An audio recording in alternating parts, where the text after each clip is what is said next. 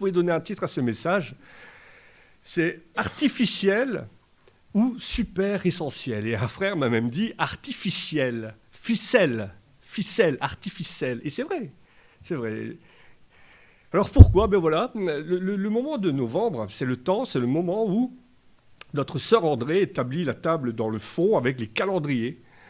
Ces calendriers, on les a tous, on en a tous un chez nous. Ces petits calendriers avec un petit feuillet biblique, un petit passage pour lire la Bible d'une manière différente, une petite méditation. Vous voyez de quoi je veux parler. Ces petits calendriers chrétiens avec une méditation chrétienne ça va nous accompagner tout au long de l'année 2023. Chaque jour, un verset, sa parole pour aujourd'hui. Il y a beaucoup de différentes... voilà. Et c'est vrai que je trouve ça super bien parce que ça peut vraiment donner... C'est un moyen d'évangéliser. On en donne à quelqu'un qui n'est pas forcément chrétien. Il a la date et en plus, en même temps, il y a la petite citation biblique en dessous pour ouvrir quelque chose. Mais j'ai eu mon anniversaire il y a peu et mon beau-frère et ma sœur m'ont offert un livre Pensée positive. Alors, ce n'est pas du tout chrétien, mais c'est sur le même modèle. C'est-à-dire, c'est tous les jours, vous avez une pensée morale, de morale, on va dire. On peut appeler ça comme ça. Alors, on peut leur donner beaucoup de noms. Certains sont même des best-sellers. On peut les appeler mantras, traités philosophiques, etc. Il y a beaucoup de sortes et de différentes appellations. Mais il y a quelque chose qui m'a interpellé. D'ailleurs, j'en ai même parlé avec un frère en me disant, c'est quand même bizarre, on parle de foi, ce livre parle de foi, et il y a énormément de moments où vous vous dites, mais ça, c'est l'Évangile. En fait, c'est l'Évangile. La femme, elle a fait un copier-coller d'un verset biblique, elle ne mentionne pas Dieu. L'accent est mis sur la positivité, on va être positif, on va attaquer la vie de manière très positive et ainsi de suite. Mais c'est ce que j'appelle l'évangile Canada Dry. Vous vous rappelez la pub Canada Dry à l'époque, on disait c'est doré comme l'alcool, ça ressemble à l'alcool, mais c'est pas de l'alcool, c'est un soda. Et ben là, c'est la même chose, c'est un évangile Canada Dry. Ça ressemble à l'évangile parce qu'on parle de foi, de confiance en soi, d'écouter cette voix intérieure, de l'amour, etc. Ça peut ressembler, mais ce n'est pas l'évangile. Ce n'est pas du tout l'évangile.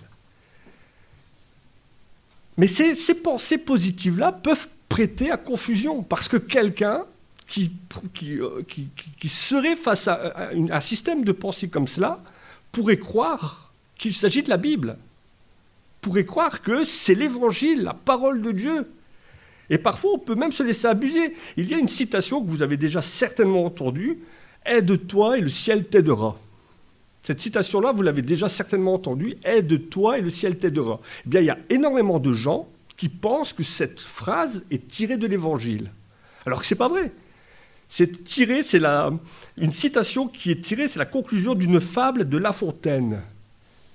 Et en soi, cette citation, est-ce qu'elle est mauvaise? Non. Et même quelque part, on pourrait même en faire un message, en se disant, en partant de cette citation, dire, mais c'est vrai que si je ne me mets pas en marche, est-ce que Dieu va agir dans ma vie? Dieu se met en marche lorsque nous nous mettons en marche avec lui. Mais est-ce que je pourrais, sur ce principe-là, établir un message biblique? Bien sûr que non. Et c'est ça qui est dangereux. C'est ça qui est dangereux. Parce que même si ces citations ont des fragments de vérité, c'est pas la Bible. C'est pas la véritable parole de Dieu. Et on peut lui faire dire tout et n'importe quoi. À ce genre de citation, on peut faire dire tout et n'importe quoi. C'est un peu comme l'horoscope du jour. Alors, je ne suis pas un amateur d'horoscope, mais j'entends souvent les gens me dire « Ah, aujourd'hui, mon horoscope avait raison ». Mais ils ont une façon d'apporter la chose d'une manière tellement large que tout le monde se retrouve à un moment donné par rapport à l'horoscope. C'est d'une manière tellement... Aujourd'hui, vous allez avoir froid. Ben oui, on est en hiver. Vous voyez où je veux en venir? Alors, est-ce que ce genre de pensées sont dangereuses? Non, ce n'est pas vraiment dangereux. Parce que quand même, l'humanité a vu naître des grands philosophes, des grands penseurs, des grands poètes. Pour en citer quelques-uns, Voltaire, Saint-Exupéry, La Fontaine. Pour ceux qui sont déjà allés au Caillou Kibic, vous avez ces petites stèles et vous avez Émile Verard, tous les poèmes d'Émile Verard. C'est beau, mais ça reste des pensées humaines. Alors quand je les lis, je dois être conscient que c'est une pensée humaine. Mais est-ce que ces pensées sont dangereuses pour l'Église ? Absolument. Absolument. Et j'ai souvent pris l'exemple du bateau. L'eau n'est pas dangereuse pour le bateau, tant qu'elle reste à l'extérieur. Le problème, c'est quand l'eau de l'extérieur rentre à l'intérieur du bateau. Et l'Église, ça doit être comme ça. C'est-à-dire l'Église doit continuer à prêcher l'Évangile. L'Église doit continuer à prêcher l'Évangile. Ça ne peut pas être remplacé par une pensée positive. Ça ne peut pas être remplacé par une pensée humaine. Ça ne doit pas être remplacé par une pensée humaine, ni par un évangile moral, un évangile à une moralité chrétienne. L'évangile, les textes que nous avons sont inspirés par Dieu. À l'inverse de toutes ces pensées humaines, notre évangile est inspiré par Dieu. C'est 3000 ans d'histoire que nous avons dans les mains. Patrimoine de l'humanité. Une parole qui est percutante, qui est vivifiante, où Dieu veut nous trouver, Dieu veut nous parler à travers sa parole. Dieu ne nous parle pas à travers des pensées positives, mais Dieu veut nous parler à travers sa parole. Une pensée humaine, aussi belle soit-elle, ne peut pas être inspirante, n'est pas percutante. Même si elle est pleine de motivation, la parole de Dieu, elle, nous assurons plus quelque chose que n'importe quelle pensée humaine ne peut nous garantir, c'est sa protection. La parole de Dieu est une épée, nous dit l'Évangile. Et une épée, nous pouvons nous en servir de manière offensive comme défensive. Josué dira à Josué 8 que ce livre ne s'éloigne pas de ta bouche. Médite-le jour et nuit pour agir fidèlement selon tout ce qui est écrit, car c'est alors que tu auras le succès dans tes entreprises, c'est alors que tu ressusciteras. En voilà une pensée percutante. En voilà une pensée percutante. Alors, une question que j'ai envie de vous poser aujourd'hui, préférez-vous un nettoyage de surface ou un nettoyage en profondeur ? Préférez-vous un entretien réel, profond, intime avec Dieu ? Ou alors préférez-vous l'artificiel, le superficiel ? Préférez-vous l'essentiel, c'est-à-dire l'essence qui est venue du ciel, Jésus-Christ et sa parole ? Ou l'artificiel, quelque chose qui casse facilement. Sommes-nous prêts à assumer les conséquences de nos choix ? Alors je vous invite à prendre un texte, un verset qui va nous accompagner pendant notre méditation et vous le trouverez dans Luc chapitre 11, versets 21 à 26. Luc chapitre 11, versets 21 à 26. Je vais commencer la lecture. Lorsqu'un homme fort et bien armé garde sa maison, ce qu'il possède est en sécurité. Mais si un homme encore plus fort que lui survient, le dompte, il lui enlève toutes les armes dans lesquelles il se confiait et les distribue à ses dépouilles. Celui qui n'est pas avec moi est contre moi, celui qui n'assemble pas avec moi disperse. Lorsqu'un esprit impur est sorti d'un homme, il va dans les lieux arides pour chercher du repos. N'en trouve un point, il dit « Je retournerai dans ma maison d'où je suis sorti. » Et quand il arrive, il la trouve balayée et ornée. Alors il s'en va. Et il prend 7 autres esprits plus méchants que lui. Il entre dans la maison, s'y établit, et la dernière condition de cet homme est pire que la première. Quel drôle de verset, n'est-ce pas ? Un dimanche de l'Avent, en plus. Aristote a dit un jour, pensée humaine, la nature a horreur du vide. Et c'est vrai, la nature a horreur du vide. Et d'ailleurs, nous le voyons très bien sur les routes en Belgique, avec les nids de poules. Quand il y a un trou, il y a de l'eau qui arrive. La nature n'aime pas le vide, la nature remplit le vide. Et une autre citation, celle-ci de Blaise Pascal, encore une pensée humaine. Cette fois, il y a dans le cœur de l'homme un vide en forme de Dieu que rien de ce qui a été créé ne peut remplir, mais seulement le Créateur qui s'est fait connaître par Jésus-Christ. C'est beau, hein? Il y a dans le cœur de l'homme un vide qui a la forme de Dieu. Et alors, la question que je suis en train de me poser, c'est ceux qui ne connaissent pas Dieu, de quoi leur cœur est-il rempli alors? Ceux qui ne connaissent pas Dieu, de quoi leur cœur est-il rempli? Dans le verset que nous avons lu, Jésus nous parle de Satan, des démons. Et il nous parle d'un homme fort qui habite une maison. Cet homme fort, c'est Satan. Il est en sûreté dans sa maison. Jésus est celui qui est encore plus fort, le seul capable de le déloger, lui et ses démons. Car Jésus a triomphé de la mort. Mais encore une fois, Jésus ne s'impose pas. Jésus ne s'impose pas. Il ne rentre dans la maison qu'à la condition qu'on lui laisse la place, qu'on le laisse rentrer. Et pour certains, il est encore dehors à l'entrée de la porte, il frappe, il attend qu'on lui ouvre. Mais qui j'ai réellement dans mon cœur? Qui je nourris dans mon cœur? Le texte que nous avons lu nous invite à prendre, et que je vous invite à prendre, est surprenant, n'est-ce pas? Parce qu'il est question d'esprit impur, de démons, de possession.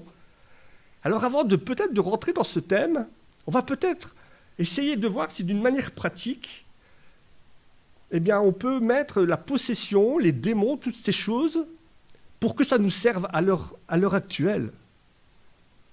Est-ce que la possession, ça existe encore? Est-ce qu'on peut encore croire à cela au XXIe siècle? Parce que la philosophie en parle, hein, des démons, de Satan, de toutes ces choses. Les philosophes, par exemple, parlent d'invention humaine qui est destinée à faire peur aux tout-petits. Satan est un croque-mitaine, il n'existe pas. C'est un père fouettard, c'est un symbole. Peut-on encore croire en Satan au XXIe siècle? Dans l'imaginaire collectif, on l'imagine avec une tête de bouc, les pieds poilus, une queue fourchue. Et pourtant, la Bible nous en parle. Éphésiens 6, verset 12, nous dit qu'il existe des dominations, des autorités, des princes de ce monde, des esprits méchants dans les lieux célestes. Alors, généralement, nous avons une très mauvaise vision de ces lieux célestes. On s'imagine des choses, on imagine à quoi ça peut ressembler. Parce que notre Dieu, il est le créateur du ciel, de la terre, de l'univers, visible et invisible. Et avant même de créer la terre, il avait créé l'univers invisible. Ces lieux où il existe donc, ces esprits. Et dans l'imaginaire des gens, on voit un petit peu cet Dieu, le diable, un petit peu comme la mythologie. C'est-à-dire, on imagine Dieu, un vieux monsieur sur un siège céleste, la grande barbe blanche. Et on s'imagine Satan, pareil, sur un siège au plus profond des enfers, en train de régner sur les enfers. Mais ça, c'est pas vrai. Satan ne règne pas. Dieu est le créateur de toutes choses. Il est le seul Dieu, il n'y en a pas d'autre. Satan n'est pas un Dieu dans les enfers. Satan est prisonnier des enfers et il sera prisonnier pour l'éternité. Il n'a pas le pouvoir d'envoyer des âmes en enfer. Il est lui-même et il sera lui-même enfermé. Satan est une créature, il ne règne pas. Et Ézéchiel, dans Ézéchiel 28, verset 13, on nous parle de qui il est et de comment c'est arrivé. Ézéchiel 28, verset 13, nous le présente comme il était un ange protecteur, placé sur la sainte montagne, jadis intègre, mais maintenant corrompu et chassé. Loin d'être laid, moi je pense personnellement qu'il est très beau. Un ange de lumière. Pourquoi? Pour tromper même les élus de Dieu. La philosophie n'y croit pas à cela. Ne croit pas en Satan, ni à ses autorités. Et le diable murmure à leurs oreilles, continuez à dormir. La possession, peut-on croire encore à la possession? Notre verset nous en parle. Aujourd'hui, on appelle troubles de la personnalité, maladie mentale, dédoublement de personnalité. Mais on va aussi essayer de chasser de nos esprits ces images d'Épinal, ces images de cinéma. Alors, je sais que certains pourront me dire, oui, mais on a vu, on a entendu, on connaît des choses surprenantes sur la possession, ça fait peur. Personnellement, ces images de possédés que l'on imagine dans les films, ces personnes parlant en latin, vous voyez, je ne sais pas si vous avez déjà vu un film comme cela, on va mettre ça de côté, on va pas vraiment en parler. Moi, je crois que personnellement, c'est dans l'intérêt de Satan de se faire discret, pour mieux faire croire qu'il n'existe pas. Sinon, nos églises seraient remplies de fidèles. Alors, Satan se conforme, il s'adapte à la personnalité de chacun. Il agit dans l'ombre. Et d'ailleurs, si on regarde l'histoire, moi je crois personnellement que l'humanité a connu un grand nombre de personnes possédées, mais en tout cas dans le sens où c'était une inspiration des chefs d'État, par exemple, comme Hitler, Staline, Pol Pot, toutes ces personnes qui ont dispersé, qui étaient contre l'œuvre de Christ.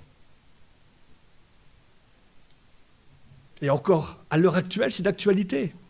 Quand on regarde ces fous fanatiques, ces terroristes, ces gourous, ces représentants de sectes, ne sont-ils pas eux aussi des personnes inspirées par Satan ? Le cœur de l'homme est une maison qui est accueillante pour lui. Il y a de nombreuses portes. Il sait y rentrer facilement. Matthieu 15, verset 19, c'est du cœur de l'homme que viennent, nous connaissons ce verset, viennent les mauvaises pensées, les adultères, l'impudicité, le vol, les faux témoignages, la calomnie et bien d'autres encore. Le cœur de l'homme est une maison qui est accueillante pour Satan. Il existe de nombreuses portes. Et lui aussi, Satan ne s'impose pas, il frappe à la porte. Et il attend qu'on lui ouvre, il se laisse inviter. Ça ressemble un petit peu, sa démarche ressemble un petit peu au vendeur, la vente forcée. Vous voyez, quand vous lui ouvrez la porte, il met son pied dans l'entrebâillement de la porte et on ne sait plus le refermer. On ne sait plus la refermer. Il s'impose. On a du mal à s'en débarrasser. Pour ceux qui étaient présents, rappelez-vous, lors du message « Imitateur de l'amour », je vous avais parlé de Ted Bundy, un des plus grands tueurs en série américains. Et il avait expliqué, dans sa dernière interview, de quelle manière la pornographie et la violence avaient été pour lui un cocktail explosif. Et il avait dit, il a d'ailleurs aidé fortement le FBI à l'époque, en disant, ben voilà, la plupart des tueurs en série ont ce mode opératoire. Et beaucoup comme Jeffrey Dahmer, Ed Kemper, des tueurs en série, d'autres avaient exactement ce même cursus. La pornographie, donc une porte pour Satan. Et quand il rentre, il fait des dégâts. Mais il y a tellement d'autres portes qu'il se plaît et qu'il aime ouvrir pour prendre possession de la personne. Celui qui n'est pas avec moi est contre moi. Celui qui n'assemble pas disperse. Les situations, les citations, les paroles philosophiques, les citations positives n'ont aucun impact sur lui. Alors que la parole de Dieu nous appelle à tenir ferme contre toutes ces choses et contre ces ruses, contre ces manœuvres, en utilisant sa parole pour nous défendre et pour le combattre.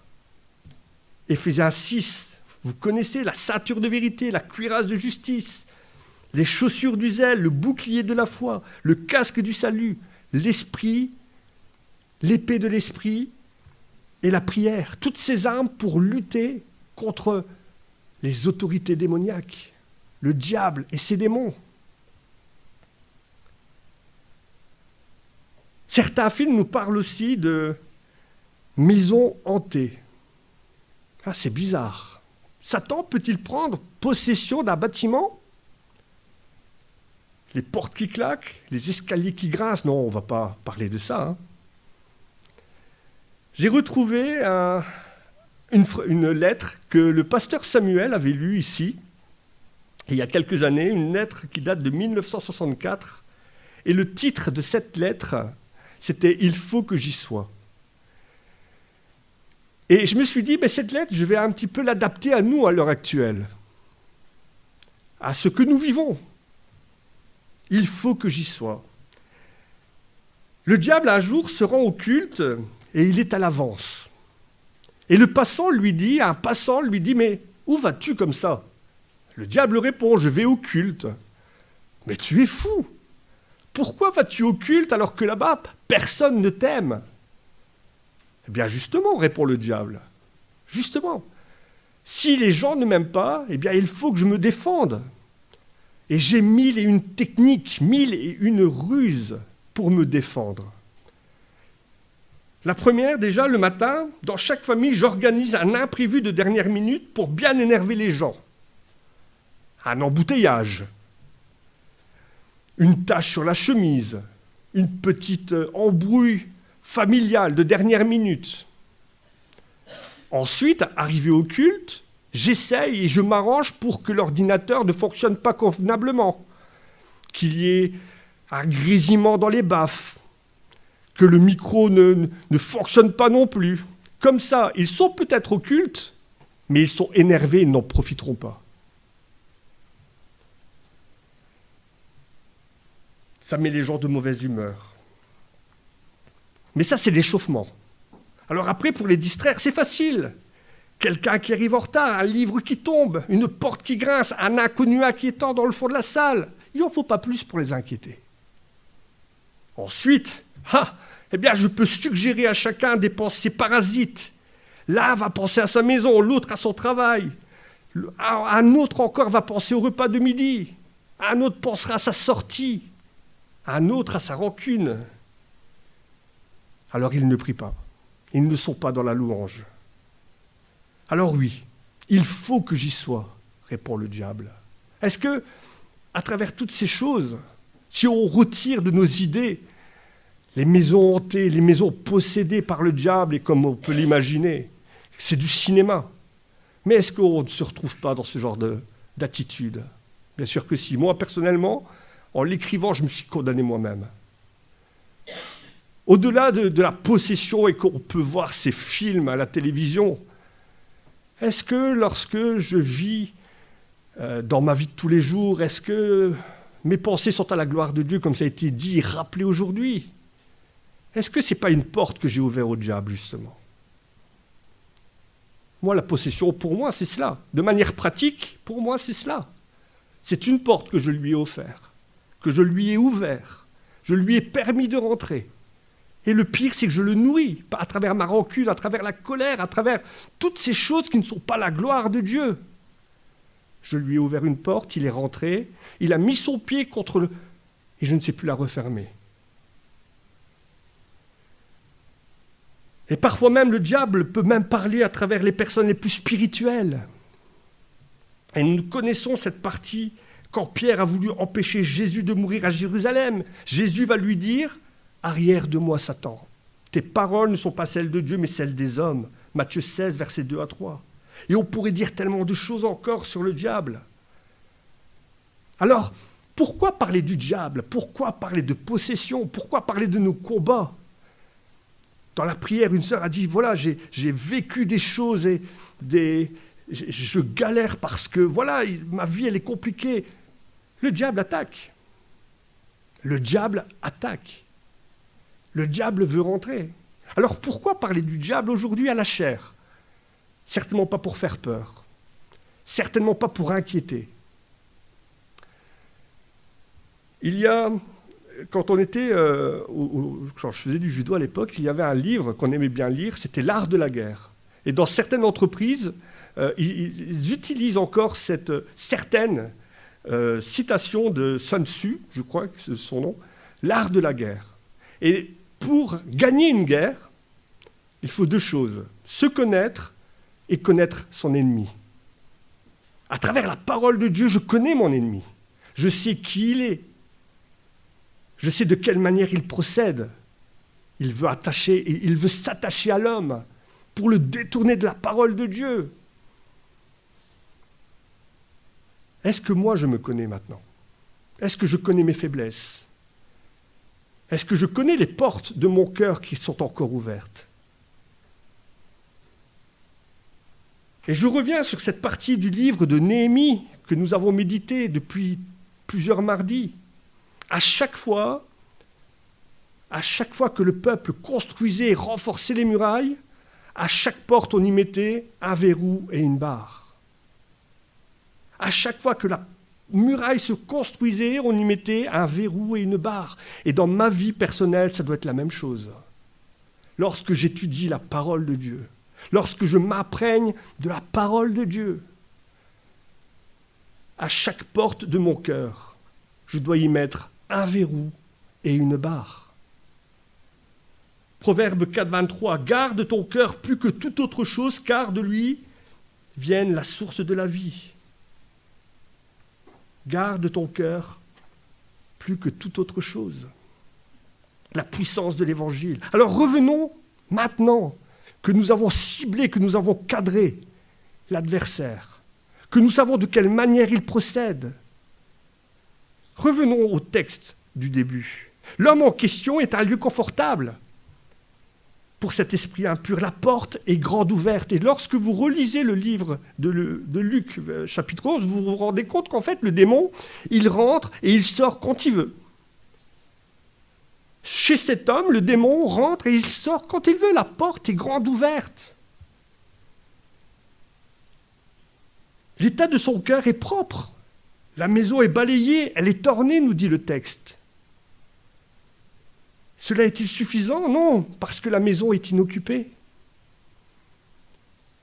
Cet homme doit être une gentille personne. Elle doit avoir une bonne santé morale. Sa maison est balayée et elle est ornée. Mais elle est inoccupée. Jésus n'est pas là. La parole n'est pas inscrite. Être une bonne personne, avoir de la morale, remplie de pensées positives, n'est pas une protection spirituelle. Cet homme est peut-être un religieux,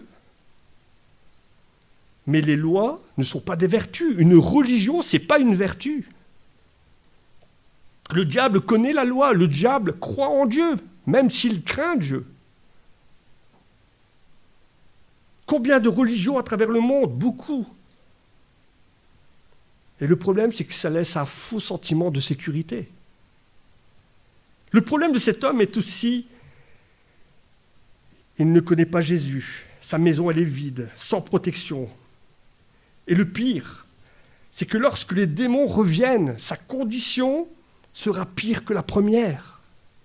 Parce qu'ils reviennent à plusieurs et bien plus méchants. Et vous savez quoi? Eh bien, c'est pire encore lorsque c'est un chrétien qui rejette l'Évangile. On a tous connu des frères, des personnes qui étaient avec nous, qui ont qui ont entendu l'Évangile, qui ont vécu l'Évangile, mais ils ont simplement goûté. Ils n'ont pas voulu aller plus loin avec Jésus. Ils lui ont refermé la porte. Et ils sont retournés vers leurs anciens démons. Ils ont abandonné l'Évangile pour d'autres croyances. Le bouddhisme, j'en connais. Des religions humanistes, un spiritisme, un adultère volontaire. Et là, l'Évangile, il y a une sérieuse condamnation. Et c'est l'apôtre Pierre qui nous le dit dans 2 Pierre, chapitre 2, versets 20 à 22.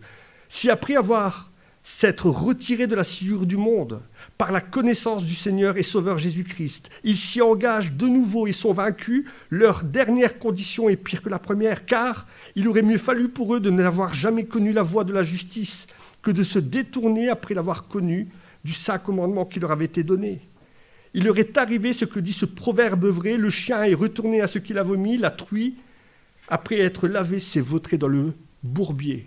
Ce sont des paroles fortes, hein. Mais quel dommage pour, après avoir connu et entendu l'Évangile, être retourné à ces démons. Protège ton cœur plus que toute autre chose. Protège ton cœur plus que toute autre chose. Les poésies, les pensées positives, les mantras, toutes ces belles philosophies, aussi belles soient-elles, ne sont pas inspirées par Dieu. Elles sont donc imparfaites, sans puissance, sans esprit. Ne possèdent pas la puissance. La morale, les belles pensées morales ne possèdent pas de puissance. Elles n'ont pas de protection donnée par le Saint-Esprit. Elles ne possèdent pas l'esprit de vérité. Elles n'apportent pas de véritable transformation, pas de régénération, pas de protection, pas de salut. Jacques nous dit et nous invite à cela aujourd'hui encore pour tous ces moments difficiles que nous pouvons vivre dans la semaine, pour tous ces combats que nous avons à mener contre le diable, ses autorités, ses démons, ses esprits impurs. Soumettez-vous à Dieu, résistez au diable et il fuira loin de vous. La parole de vérité est une épée. Et c'est avec cette épée, cette même épée que dans le désert, Jésus a combattu l'adversaire. Et c'est avec cette même épée, la parole de Dieu, que Jésus a vaincu l'adversaire. En lui répondant, il est écrit. Que notre prière pour aujourd'hui puisse être Satan, tu ne trouveras dans mon cœur aucune porte ouverte parce qu'il est écrit, 1 Jean 4,4, que celui qui habite en moi est plus fort que celui qui habite dans le monde. Que nous puissions avoir comme prière pour aujourd'hui, pour cette semaine et pour tous les jours à venir, à chaque fois que nous sommes confrontés à la tentation, à chaque fois que nous sommes confrontés à l'adversité, Satan, tu ne trouveras dans mon cœur aucune porte ouverte. Elles posséderont tous un verrou et une barre, car il est écrit que si Dieu est pour moi, qui sera contre moi? Que notre prière puisse être celle-ci pour tous les jours à venir. Il est écrit, Satan, celui qui habite en moi est plus fort que celui qui habite dans le monde. À lui soit la puissance et la gloire. Amen.